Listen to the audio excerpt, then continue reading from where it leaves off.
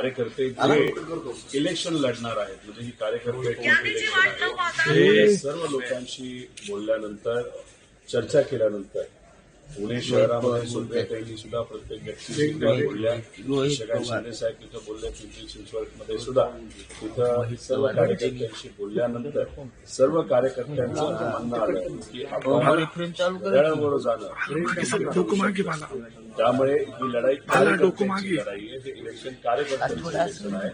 त्यामुळे पुणे आणि पिंपरी चिंचवडमध्ये राष्ट्रवादी शरदचंद्र पवार पक्ष कार्यकर्त्यांचं समजून घेऊन ऐकून घेऊन त्यांच्यासाठी आम्ही दोन्ही पक्ष हे दोन्ही महानगरपालिका एकत्रित लढणार. काल 12 दुपारपर्यंत आपल्या पक्षाचे लोक महाविकास आघाडीसोबत चर्चा करत होते. कसं असतं की चर्चा करत असताना कार्यकर्त्यांकडनं सुद्धा काही अपडेट घेणं हे महत्वाचं असतं. त्यामुळे समजा महाविकास आघाडीच्या सर्व नेत्यांबरोबर चर्चा झाली, ती चर्चा झाल्यानंतर मग कार्यकर्त्यांबरोबर इथं असणारे जे आमचे प्रमुख कार्यकर्ते ज्याला सुप्रियाताईंनी जबाबदारी दिली आहे, ठाकरे साहेब असतील, विशाल भाऊ असतील, प्रकाश भाऊ असतील, प्रकारे भाऊ असतील, या लोकांना मग त्यांचे कार्यकर्ते इथं असणारे भेटून मग ते काही इनपुट देत असतात आणि त्या इनपुटमध्ये सातत्याने हेच येत होतं की पुणे आणि पिंपरी चिंचवडमध्ये आपल्याला घड्याळाबरोबर जावं लागेल. एक गोष्ट तुम्ही समजून घ्या की आम्ही कुठेही घड्याळाच्या चिन्हावर लढणार नाही, आम्ही एकत्रित येऊन घड्याळ एकत्र आणि तुतारी एकत्र असे दोन चिन्ह घेऊन तिथे लढणार आहोत. पण प्रशांत जगताप यांचा हाच अर्थ होता की राष्ट्रवादीसोबत जाणं म्हणजे एका अर्थाने भारतीय जनता पक्षात सोबत जाणं, एका अर्थाने बी टीम म्हणून त्यांचं काम करणं, कारण महायुतीमधला एक घटक पक्ष आहेत अजितदादा पक्ष आणि विरोधकांची स्पेस ते खाऊ खात आहेत. प्रशांत जगताप हे चांगले पदाधिकारी होते, पण त्यांनी का निर्णय घेतला, कशामुळे घेतला, आज या ठिकाणी मी काही सांगणार नाही. त्याला वेगळी कारणं आहेत, फार मोठी कारणं आहेत. त्यामुळे तो चांगलाच कार्यकर्ता होता, आम्ही एकत्रित त्या ठिकाणी काम केलेलं आहे.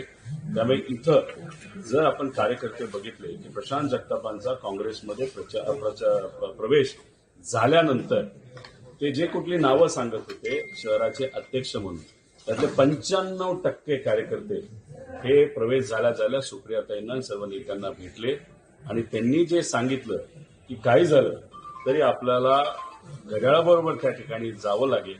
त्यामुळे प्रशांत दादा जगतापाच्या काळामध्ये असणारेच कार्यकर्ते सुप्रियाताई सर्व नेत्यांना भेटले आणि बोलले की आपल्याला घड्याळाबरोबरच जावं लागेल. त्यामुळे इथं हे कार्यकर्त्यांची लढाई असल्यामुळे कार्यकर्त्यांचं ऐकूनच हा योग्य असा निर्णय घेतलेला आहे. आणि मला एक गोष्ट सांगायची आहे की आपण टीव्हीवर दाखवत असताना दोन पवार एकत्रित आले, हे किती खरं असलं तरी बलाढ्य शक्तीच्या विरोधात लढणं ते सुद्धा महानगरपालिकेमध्ये सोपं जावं यासाठी हा पूर्णपणे निर्णय घेतलेला फॉर्म्युला ठरलाय का दोन्ही पक्ष पुणे आणि पिंपरी चिंचवडच्या वेगळ्या समीकरण वेगळ्या शहरामध्ये त्या ठिकाणी आहे. तुम्ही जर बघितलं असेल टीव्हीवर बघत असताना एकनाथ शिंदे साहेब आणि अजितदादा याच्यामध्ये कुठंतरी काही गोष्टी पटत नाहीत अशी अनेक वेळा आपण चर्चा ऐकलेली आहे. पण नाशिकमध्ये अजितदादांचा पक्ष आणि एकनाथ शिंदे साहेबांचा पक्ष एकत्रित आलेला आहे. त्यामुळे त्या लोकांना तिथं असणाऱ्या कार्यकर्त्यांना विश्वासात घेऊन लढावं लागतं आणि तसं प्रत्येक शहरामध्ये वेगवेगळे समीकरण हे आपल्या सगळ्यांना बघायला मिळतं. ह्याच्यामुळे विलिनीकरणाची चर्चा सुरू होते की मध्ये सुद्धा इन्व्हॉल्व्ह होते. आम्ही जिथं कुठं काही कमी वाटतंय तिथं आम्ही तिथं असतो, अशा पद्धतीची भूमिका तिथं आम्ही घेतलेली आहे. इथं सगळेच नेते जे आमच्याबरोबर आज आहेत त्यांनी त्या कार्यकर्त्यांशी बोलून कार्यकर्त्यांना न्याय देण्याचा प्रयत्न तिथे केलेला आहे. आणि जिथं कुठं संवादामध्ये चर्चेमध्ये दुसऱ्या पक्षाबरोबर जर कुठं काय बोलायचं झालं, चर्चा करायची झाली, तिथं एक कार्यकर्ता म्हणून मी 2 शब्द नक्कीच बोललेलो आहे.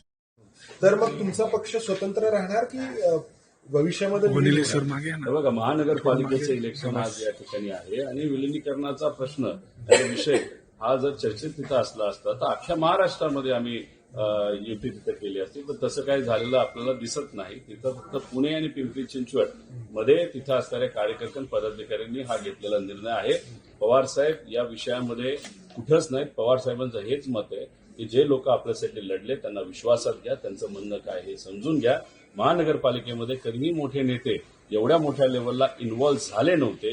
पवार साहेबांना पूर्वीच्या काळातली त्या ठिकाणी सवय असल्यामुळे ते म्हणले पदाधिकाऱ्यांना विश्वासात घ्या, ते जे म्हणतील तसं त्या ठिकाणी करा आणि तसंच वेगळ्या वेगळ्या शहरांमध्ये वेगळे समीकरण हे आपल्याला बघायला मिळते. पण पुणे आणि पिंपरी चिंचवडमध्ये घड्याळ आणि तुतारी हे एकत्रित लढताना आपल्या सगळ्यांना बघायला दादा, हे विलिनीकरणाच्या दृष्टिकोनातून उद्या शेवटचा दिवस आहे.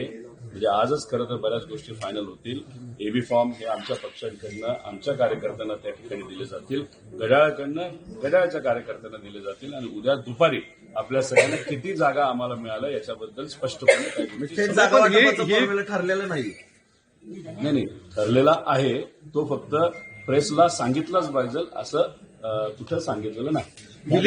विचारला गेला त्याला उत्तर पण आम्ही दिलेलं आहे. दादा, तुम्ही ज्या पद्धतीने अजित पवार यांच्यावर सत्तेत गेल्यानंतर टीका करत होता, तुम्ही भेटायचं होतं तिथं अजित पवारांचा क्लेम आहे. अनेक ठिकाणी असे प्रॉब्लेम निर्माण झालेले आहेत. कार्यकर्ते खाजगीत हे सांगतात की आता विलाज नाही, मात्र आम्हाला लढावं लागतं. आता हे मीडियाला कदाचित खासगी सांगत असतील, पण 100 कार्यकर्ते जे कुणी पुण्यात होते आणि पिंपरी चिंचवडमध्ये होते त्यातले 95 कार्यकर्ते जे लढायला इच्छुक होते त्यांनी येऊन आम्हाला हे सांगितलेलं आहे एकत्रित या. त्यामुळे तुमच्याकडे 5च आले असतील, पण 95 आमच्याकडे आले 100 पैकी. आणि त्यांच्यासाठी ही निवडणूक महत्वाची असल्यामुळे आणि त्यांना निवडून आणणं हे महत्वाचं असल्यामुळे त्या ठिकाणी तो निर्णय त्यांना विश्वासात घेऊन घेतलेला आहे. आता मीडिया जे बघत होता की हा बदल झालेला आहे, तर बारामतीमध्ये काही चर्चा झाली तुमची, दादांची, हे बघा ना, सुप्रियाताईंची? राजकारणामध्ये काही निर्णय घेत असताना काही निर्णय लवकर घेतले जातात, काही उशिरा घेतले जातात. पण राहिला प्रश्न प्रश्न पुणे महानगरपालिकेचा आणि पिंपरी चिंचवड महानगरपालिकेचा. तिथं ज्या पद्धतीने आपण जेवण बनवतो, जेवण काही लगेच बनत नसतं, त्याला अनेक वेळा चर्चा ह्या कराव्या लागतात कार्यकर्त्यांशी सुद्धा आणि दुसऱ्या पक्षाची सुद्धा. त्यामुळे इथं काल हा निर्णय झाला असं समजून चालणार नाही. हे अनेक दिवस विविध चर्चा करून कार्यकर्त्यांशी चर्चा करून हा निर्णय त्या ठिकाणी घेतला गेला. महानगरपालिकेनंतर जर तुमची सत्ता आली दोन्ही राष्ट्रवादी, तर तुम्ही महायुतीसोबत जाणार नाहीत का? म्हणजे ठाम असणार आहे का याच्या बाबतीत? पुणे महानगरपालिकेचे प्रश्न वेगळे, पिंपरी चिंचवडचे हे वेगळे आहेत. महानगरपालिकेचं इलेक्शन का महत्वाचं असतं? कारण या दोन्ही महानगरपालिकेला एक स्वतंत्र बजेट असतं. त्या बजेटच्या माध्यमातून तिथे असणाऱ्या लोकांना आपल्याला सेवा द्यायची असते. स्वतःचं बजेट असल्यामुळे तसं बघितलं तर खूप काय आपण राज्य सरकारवर अवलंबून नसतो. त्यामुळे इथं ते बजेट योग्य पद्धतीने लोकांच्या हितासाठी हे वापरलं जावं. त्याच्यामध्ये आपण बघितलं तर बरेच प्रश्न असतात, ट्रॅफिक, पाणी, गटर, कचरा, असे विविध प्रश्न त्याच्यामध्ये असतात. घरपट्टी, पाणीपट्टी, तिथं असणाऱ्या काही अडचणी. त्यामुळे लोकांसाठी आम्ही इथं एकत्रित आलेलो आहे. कारण इथं ज्या लोकांची सत्ता लोकली होती, पुणे महानगरपालिका आणि पिंपरी चिंचवड महानगरपालिका, तिथं योग्य पद्धतीचं काम केलं गेलं नाही असं लोकांचं मत आहे.